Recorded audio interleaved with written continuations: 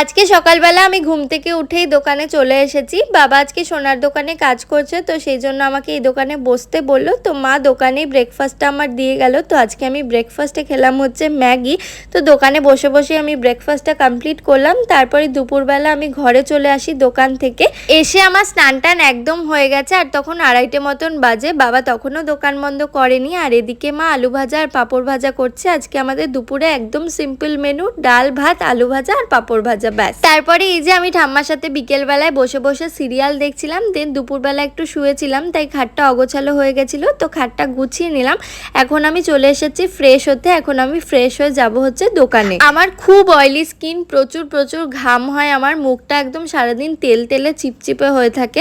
আমি সারাদিনে দুবার ফেস ওয়াশ করি, একবারই বিকেলবেলায় আর একবার রাত্রিবেলা ঘুমানোর সময় ফেস ওয়াশ করে নিই।